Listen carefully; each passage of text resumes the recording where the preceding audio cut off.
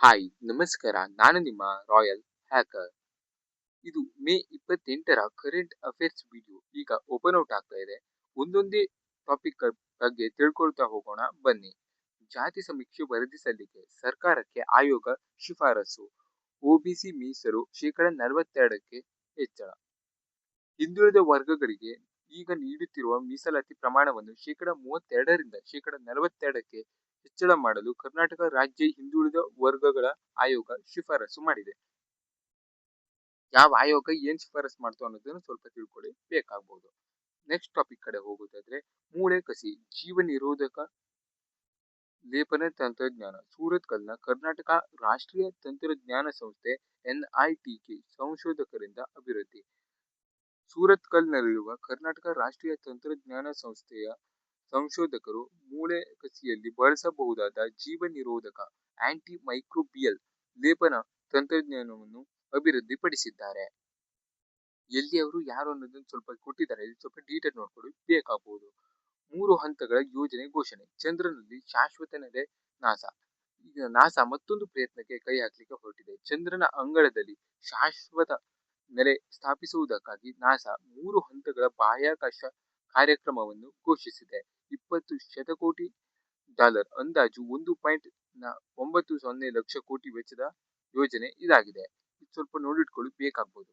Next topic ಕಡೆ ಹೋಗೋದಾದ್ರೆ, SIRಗೆ supreme ಫಲ. ಆಕ್ಷೇಪ ಒಂದು ಏನಿತ್ತು SIR ಬಗ್ಗೆ ನಡೆಸಲಿಕ್ಕೆ, ಅದಕ್ಕೆ ಸುಪ್ರೀಂ ಒಂದಿಷ್ಟು ಸ್ಪಷ್ಟನೆಯನ್ನ ನೀಡಿದೆ. ಏನೇನು ಹೇಳಿದೆ ಅನ್ನೋದನ್ನು ಸ್ವಲ್ಪ ನೋಡ್ತಾ ಹೋಗೋಣ ಬನ್ನಿ. SIR ಎಂಬುದು ಕೇವಲ ಆಡಳಿತಾತ್ಮಕ ಉದ್ದೇಶದಿಂದ ಕೈಗೊಳ್ಳುವ ಪ್ರಕ್ರಿಯೆಯಷ್ಟೇ ಎಂದು ನಿರ್ಣಯಿಸಲು ಸಾಧ್ಯ ಇಲ್ಲ. ಆಯೋಗವು ತನ್ನ ಶಾಸನಬದ್ಧ ಅಧಿಕಾರ ಮೀರಿ ಕಾರ್ಯನಿರ್ವಹಿಸಿದೆ ಎಂಬ ವಾದವನ್ನು ಒಪ್ಪಲಾಗದು. ನ್ಯಾಯಸಮ್ಮತ ಮತ್ತು ಮುಕ್ತ ಚುನಾವಣೆಯು ಯಾಂತ್ರಿಕವಾಗಿ ನಡೆಯುವ ಮತದಾನ ಪ್ರಕ್ರಿಯೆಯನ್ನಷ್ಟೇ ಅವಲಂಬಿಸಿಲ್ಲ. ಮೂಲಭೂತವಾಗಿ ಮತದಾರರ ಪಟ್ಟಿಗಳ ಸಮಗ್ರತೆ, ನಿಖರತೆ ಮತ್ತು ವಿಶ್ವಾಸಾರ್ಹತೆಯನ್ನು ಅವಲಂಬಿಸಿದೆ.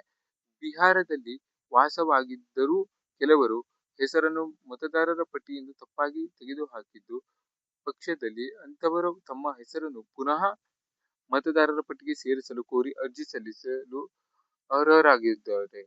ವಿಧಾನಸಭೆ ಅಥವಾ ಸ್ಥಳೀಯ ಸಂಸ್ಥೆಗಳಿಗೆ ಮುಂದಿನ ಚುನಾವಣೆ ನಡೆಯುವುದರ ಒಳಗಾಗಿ ಸಂಬಂಧಪಟ್ಟ ಪ್ರಾಧಿಕಾರವು ಪೌರತ್ವ ನಿರ್ಧರಿಸುವ ಪ್ರಕ್ರಿಯೆಯನ್ನು ಪೂರ್ಣಗೊಳಿಸಬೇಕು.